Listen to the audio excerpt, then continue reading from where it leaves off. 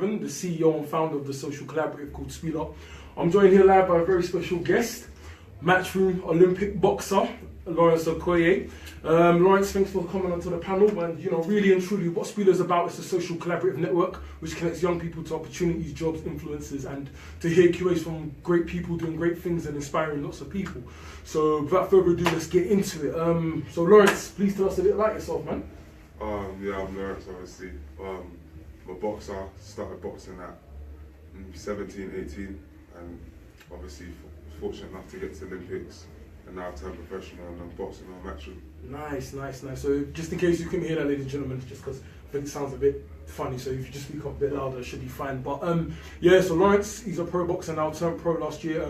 You were at the 2016 Olympics, right, in Rio, and obviously for those who are big boxing fans will know that he's on the rise. I believe your record is 5-0 now, if I'm correct. Yeah. So he's on to big and better things, and coming from where we come from, East London and that. We'd love to know what kind of got you into boxing. What inspired it? Like, what was your start? I started boxing 17, 18 because I was overweight and I needed a way of losing weight, because I went to like a GP and they said I was having knee problems and stuff, and they said a lot of it is due to the weight. So they set me weight targets, but I tried going for runs, playing football, but none of it really tickled my fancy because I wasn't any good at football or anything. So one day, obviously after I'd had like a fight in school, one of the boxers, who was my friend, who's a boxer, I never really thought about boxing. He was like, you know what, you need to get down to the gym, it'll help you lose weight, you don't even need to fight. So I went down there just to train, you know what I mean? My mum said, don't be a boxer or whatever. So I went down just to train. But as soon as I went in there and I saw that the hard work that everyone was putting in, I heard the bags getting punched. And the thing I felt is when I went to the normal gym, if I said to myself, I'm going to do 10 push-ups, I'd get to 5, it would start to hurt. I think, maybe that's enough. Growing pains, you know what I mean? But then when you go to like a gym, like a boxing gym, it's like having PTs that can scream at you, hit you if it needs be. So if they say 10 push-ups and I get to 5 and it hurts, and the coach turns around, there's still another boxer looking like, make sure you finish up watching. So no one likes slacking in the workplace, which is the gym. So when you've got a boxer, like another boxer that doesn't, they want to be training harder. No, everyone around them is pushing them, so you're not allowed to slack off and that. So you always had that pressure, people telling you around you, do better, be better, do more, kind of keep up. And in a way that's good because it kind of builds a brotherhood, right? Like exactly. And so with that in mind, so you would say you kind of fell into boxing in a way? So there wasn't anything that I never seen a fight and thought, wow, I wanted to fight people. It was just a literally way of losing weight, and then I ended up losing. I was at 118 to 20 kilos when I started, and I dropped all the way down to like 81, 82. So I dropped a lot of weight very quickly. And then from then built up. Okay, that's dope. Now thank you for that. So obviously for those sharing, Max, just to be sure as well, it's because I know with the live it's a bit different. It's flashing the red record, right? Yeah. On that, just because I know it's a bit different. Alright, cool. Sorry about that, ladies and gentlemen, we are back. Just had a minor technical difficulty. We are back here. Mike's all good? Yeah. Good. So for those who caught that first bit, Lawrence was talking about his kind of getting into boxing, how he accidentally fell into it, and how he initially got into boxing because of weight loss. So initially was for weight loss, right? Yeah. And so you could tell boxing is a phenomenal outlet. Even for myself, I do boxing, and not near to the same level, obviously Lawrence is, but it is a good weight loss, and it's fun as well. It's not as repetitive, and there's lots of drills and things you get to do, right? Yeah. So if you could tell us a bit more about the boxing drills and what it takes, like your day to day in terms of training and everything. Now I think basically you go for like a run in the morning or whenever in the day, but I go in the morning, first thing when I wake up. So it depends on how far away from a fight I am, what I need to do. I either go for like a long steady run, those are good for weight and just building up, good level of fitness. Then come back, shower, eat, stretch off, whatever. Then the next session will be strength and conditioning. So I go to University of East London to do that. So you've got kind of a partnership with East London University to use their facilities. And in return, do they expect anything from you, or? Just a little post here and there. So then I do some conditioning. So that depends on the day, if you weights or a circuit or whatever. Then once that's finished, go to boxing in the evening. where that's the bread and butter. So that's the pads, you know, you're punching the pads, hitting the bags, you know, skipping, sparring, which is obviously I think most important, and just working on your techniques, you know, and different, put yourself in different positions, you know. Yeah. So, all right. So getting yourself in different positions, getting your mind mentally right, I can imagine is quite challenging in itself. And you know, for someone like me or most people, when they hear you've got to train every day as part of the regime, does it just become second nature to you? Do you just like, you know, it becomes so repetitive, bread and butter, it becomes your bread and butter, just like, okay, I know I've got to get up, I know I've got to do this. And when you don't do it, how do you feel? Like, do you feel funny that when you don't miss a day? So I think like, you get into the habit of it, and it becomes your thing. So it's like, the days when it gets hard, I just think about what's the alternative. Do you know what I mean? For me, that because I actually love doing boxing, and then if right now someone took it away from me, it would crush me. So now, while I'm able to do it, I do it. Does that make sense? So it's just day in, day out. Obviously, it's not every day you're going to be able to go 100%, but I try keep it consistent. And what I found throughout the time is, you don't want to be like, killing yourself all year round, because then you'll eventually crash and not want to do it or burn out, which happens to a lot of boxers. But it's to maintain a good level the whole time and then go up towards fight time. Because when you take too many dips off as well, you start getting unfit. So would you say your training regime lessens before fight time? Just the week before. Just the week it gets lighter? Just the week it gets lighter. Okay. But I mean, what you don't want to do is go too light for too long. So after a fight, you should have some time to, you know, let your body heal, recover. But what you don't want to do is be too long down there, because it's harder to pick it back up again. Of course. You know what I mean? So it's just about... It's mentality really more so. Well, it's mentality and physicality, right? But mentality has to be just on par with the physicality of things. And okay, so tell us a bit more about, you know, preparation. So we're talking about preparation. So tell us a bit more about the Olympics as well. So when you were going there, what was that like? You know, being able to go off the Olympics, represent GB with some of you know, your other GB boys, who I'm assuming you're friends with as well still. So yeah, tell us a bit about GB and what kind of pushed you even further to go pro? Because I know a lot of guys after GB tend to go pro, normally after Olympics anyway. So what were your feelings and thoughts after the Olympics and then going pro? Going to the Olympics, it was personally with myself, I always believed I was going to go to this Olympics.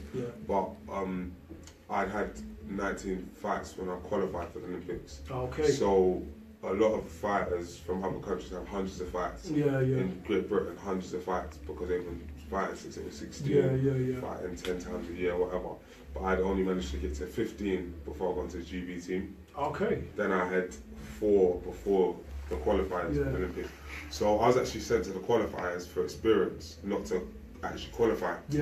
Although in my heart of hearts I was like, I'm not going to lose, I'm winning this, so on and so forth. So I sent to the European tournament. So the winner of the gold qualifies for the Olympics, guaranteed. And then the other ones are sort of up in the air. So I went in with the mentality, I don't want to battle with anyone, bronze, whatever. I just want to win the whole tournament. And although the coaches didn't say to me, we expect you to lose. What they did is they put me in that tournament, the Europeans, and then 2 weeks later in the English tournament championships. So what that would be is I went to the Europeans, lost, and then come back to England. Okay. But I said to myself that I'm not doing this next one, I'm winning this one. And then fight after fight, I had the least amount of fights out of everyone there, least amount of fights of everyone in the tournament, but I just kept saying to myself that I feel physically able, but secondly it's that fights is good, you can't buy experience, but hunger, determination and stuff like that can add to you just enough sometimes. So I pushed on, won my first one, knockout, won the second one against a good fighter, and that really boosted my confidence, because you're fighting every other day or every day.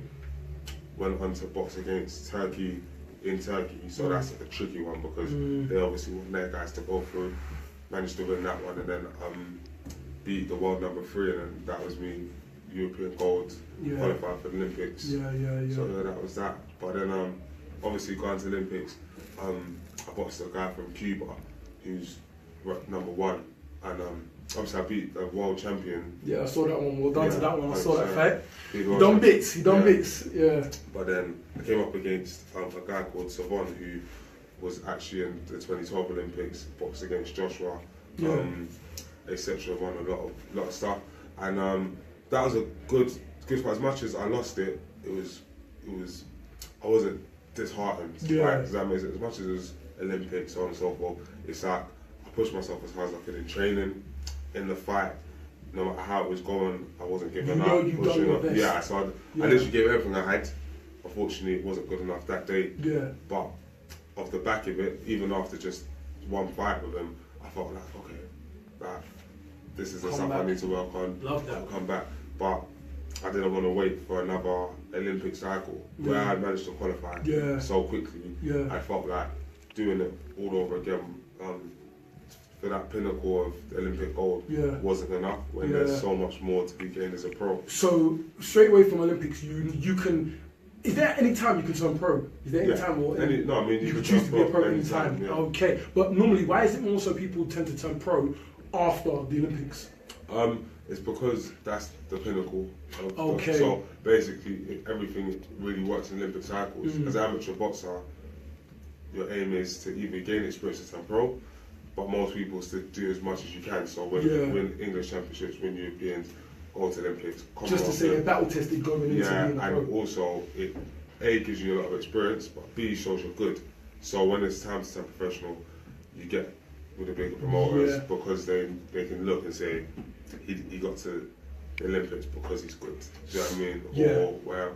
So how did, after you turned pro, how did Eddie Hearn, Matchroom, find you? And for those who don't know Matchroom, they represent Anthony Joshua as well.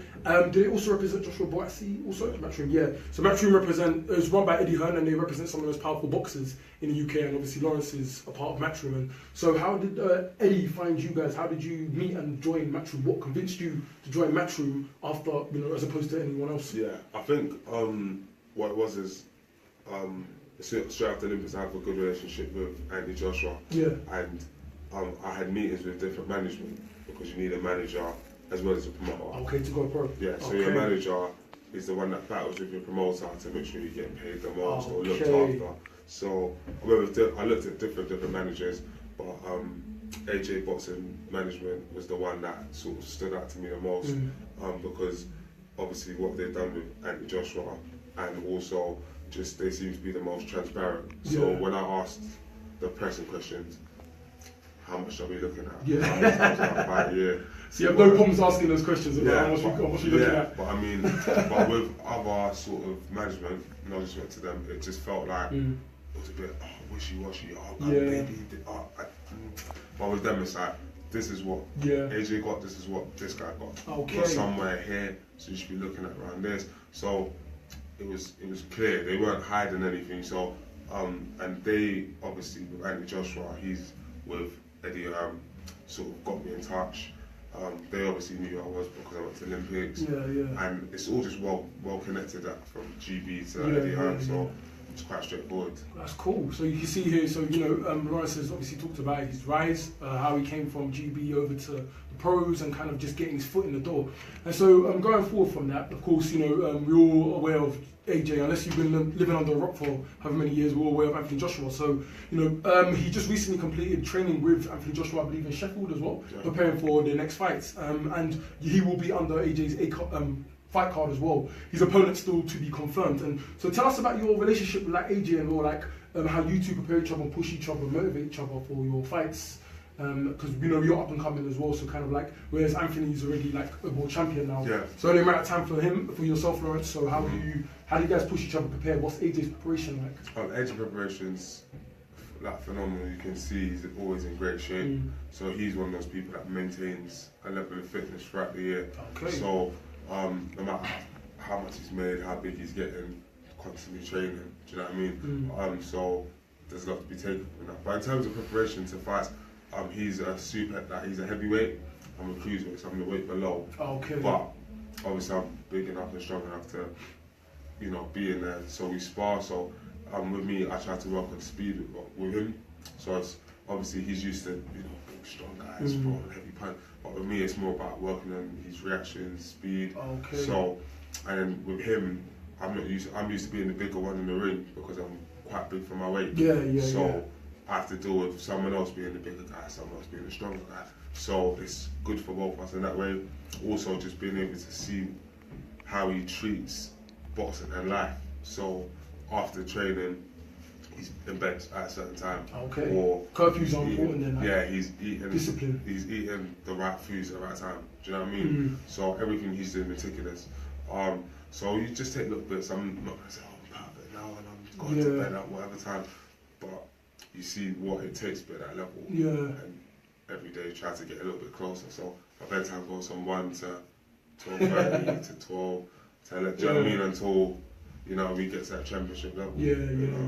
That's wicked. So it really does take a lot of discipline, a lot of heart, determination, and sacrifice as well. Am I right? So if you could kind of tell us now, it's a bit more personal, trying to find out a bit more about Lawrence as well. So in terms of sacrifice, what would you say has been the biggest sacrifice getting to where you are now?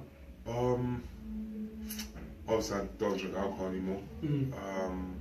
That's a big one for me. But yeah, just in terms of just socially, do you know what I mean? Like, I'm fortunate enough to have some good friends around me who all are up for training. They might not be boxers, but they understand. They're up to helping you. They know what it takes. So they won't, tempt me with certain stuff. They'll more oversee me eating stuff I should be eating and be like, whoa, that's good. You're fighting soon, or the guy you're boxing is not eating that. Do you know what I mean? So I'm blessed in that way. But in terms of just socially, like, I want to be able to go out, do whatever. I don't want to be tired all the time, but I have to be. Do you know what I mean? And like, it takes up a lot of your day training, and then the other times where you're not training, you're a bit tired to do social stuff. Do you know what I mean? You can chill and do whatever, but it's not the same. Yeah. And so with doing so as well. So when you heard about your sacrifices and kind of like also knowing about your culture as well. I mean, for those who don't know, Lawrence is Nigerian. He's half Yoruba, half Igbo, and so kind of growing up in that culture. And what was it like telling your mum and dad that okay, I'm gonna start fighting? That's what I want to do, boxing. What was that? What was that initial reaction? It's interesting one. So obviously I just played the I'm not gonna fight.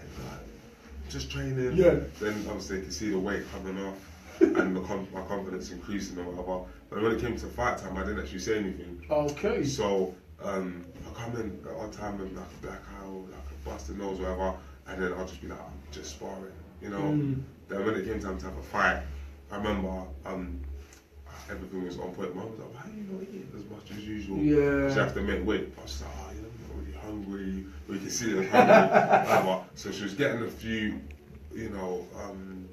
signals or signs, but then I didn't say anything until the week of the fight. I think my brother let it slip somehow, some way. I don't know how it was. Little brother? Yeah, my little brother. Yeah. He said, Lawrence is I'm gonna fight, like, do you know what I mean? Like, I didn't, because I don't remember telling him don't say anything. Yeah. But I thought if I'm not saying nothing, he's not gonna say nothing either. But then he did, and then obviously my mum confronted me. Just like, look at all these boxers. But back then, amateurs used to wear head guards. Yes, So I played the card of, I've been training. I don't want to be a boxer. Yeah. I just want to have a fight. Yeah. And it's got a head guard, completely safe. Yeah. Referee, kind of really selling it that, it's this kind of cool, listen, it's well-controlled event. It's not even really a fight, really. Do you know what I mean? So I was playing it like that. And so obviously she's not going to come watch. But when, fortunately, I won, come back. Stand up, here's the video. So obviously the pride that she felt with me winning sort of overshadowed the whole you're fighting. Same with my dad. Then when I had my second one, won, third one, won. So it's just like I'd never come home with trophies before winning a race on sports day. So this is my sort of like I can win. Do you know what I mean? Yeah, so it's kind of just like proving it to the parents. And now since then I can imagine they're full of 100%. And that's what it is. And now like where obviously qualifying for the Olympics, it's massive. Do you know what I mean? It's like not only in boxing but in sports. Just to get to the Olympics. For a lot of sports. So because that turned professional now, it's overwhelming for my mum and my dad because obviously I share the same name as my dad. So I need to type in his name on Google. It's all my stuff coming up and that. Proud dad, chest everything. Proud of your son. And same with my mum. Like when people see the surname and whatever, and figure out that I understand sometimes she gets comments and people reaching out to her. So it's good that obviously they didn't put their foot down and stop me. And now obviously they're being rewarded with obviously this, and in the future, the more I get, the more that they're going to see. That's good, and you know, it's about the humbleness, and that's kind of, you know, it's a pleasure and an honour to obviously have people like Lawrence here, because, you know, we want to show people's humility as well and humbleness, and obviously coming from his humble beginnings and what he's done and what he's looking to do. It's just amazing, and you know, that's what we kind of preach here, you know, just being humble and being thankful and just working hard and determination, and you know, you're an embodiment of that. And so, you know, just not want to keep you too long now, but kind of like, if I'm a young person, 16, 17, wanting to start out as well, but not having the confidence to necessarily do it, what would you advise a young person who wants to step out and go do something, you know, be great and just not necessarily having the tools or the know-how? What would you say to them, especially in boxing, for example? Boxing, life, I think it's the same kind of thing. Is as much as it might not look like it now, you can shape whatever you want within your own life.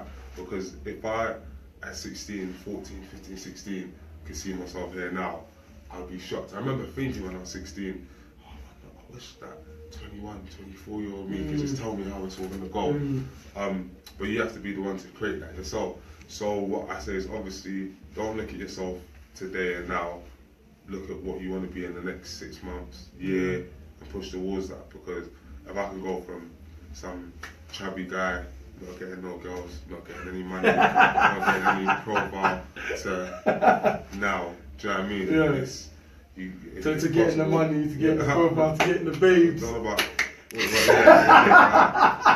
know what I'm saying? It's like, sometimes I look at myself now, I'm like, as much as I've got so much more to do, it's even getting here, it's weird. It's like, all I did was train hard, always believe, and took risks as well. So, if you really believe you're going to be ready to take risks, you know, sometimes there's always that, am I ready, am I not? Yeah, of course, that doubt, isn't it? Yeah, that doubt. You've got to be ready to take the risk, whether it's a win or a loss, that's in boxing, whatever. It's the fact that you're ready to take that step. If it pays off, or if it doesn't, and you have the right mindset, you can take a loss and grow from it to become a better person. It's the same in anything in life. You go for that job interview, you get it, you've nailed it. If you don't get it, why didn't I get it? Learn, progress. So you go to another one, you don't get it, okay, I've fixed up this, but there's still more. And eventually, you're going to be able to get to where you want to get to if you've really got the belief and really got the time and the application, do you know what I mean, to put in. That's it really. So it really is just hard work, determination and hustle, and just kind of baptism by fire. You never know until how far you go 100%. Or how much you risk. And you know, that's wise words. And now, you know, your situation now is you're 5-0, your next fight's coming up very soon. So what is your next plan going forward? You know, I think the basic answer would just be getting a world title, but what more do you want? Like, you know, when you look back on your career, 10, 15 years from now, 20 years from now, what is the biggest thing you want to take away from your career? First of all, I want to be the best cruiserweight that Britain's seen. That's number one, because there's a couple of hard guys to get over. So David Hay being one of them, Johnny Nelson, etc. And obviously to set myself up and my family for life and the next generation. So I mean, it's possible. You've seen it done countless amount of times, even to Anthony Joshua now. Do you know what I mean? To set yourself up financially, because as much as I want to do it for the pride, you also want to make sure that when you've taken all the punches and put your gloves up and you're not fighting more. What you've done. Exactly. And that's important. I mean, don't get me wrong, we can be humble. There's a difference between humble and humility and calmness, but at the same time, you've got to pay the bills. And that's the world we live in. So, no, I totally hear what you're saying as well. And so, you know, you want to look down and, you know, be the best, look after the family, just make sure you leave a legacy in a way, right? That's correct. And so, with that being said, that's how you approach a fight. Do you approach every single fight as if it's your last? Yeah, 100%, because it could well be your last. And if it's not your last, taking a loss, it's starving yourself. Does that make sense? That makes perfect sense. So it's like, as much as you're doing great, you take a loss, your paychecks are going like this, then you take a loss, suddenly it starts going down level. So every fight, you want to win that fight, because you know that as long as you come out injury-free and able to fight again, the next one there's more. Do you know what I mean? So, I treat every fight like it's my last, and I treat every fight very seriously. So, who would you say now is your one to, like, your, not saying yourself, but favourite fighter? Who do you think's up and coming that you've got an eye on? Up and coming. So, if you can give me your up and coming, who's your favourite current fighter other than yourself, and one you would love to fight if you had a Fair choice. Favorite fighter is probably Terence Crawford because he's one of the only unified champions. So that means he's got all the possible belts in a weight class. Up and coming fighters I like right now. I'm not sure. Probably Buatsi. Buatsi, shouts out to Joshua Buatsi. Yeah, doing his bits. Yeah, probably Buatsi. And Josh Kelly, they're both Olympians as well, but yeah, definitely them two. And in terms of fighting, I don't have anyone that I look to fight desperately. Do you know what I mean? Because anything can happen, any punch can change anything. But yeah, I don't focus on anyone in particular. You know what I mean? Just chilling. Just chilling, doing you. Yeah. Alright. Well, ladies and gentlemen, that wraps up the first live Spiela Q&A. I'd like to thank my guest Lawrence Okolie for being here. Please check him out. His next fight, I forget the date, it defeats me. October 28th. October 28th, he will be on AJ's undercard as well. And yeah, any questions you want to send in, please do obviously write comments below. This will be shared out. This will be, of course, you can replay it as well. And yeah, just thank you, Lawrence, for your time now. And to the Spiela audience, until next time. So see you again. Thank you very much. Take care. Have a good night.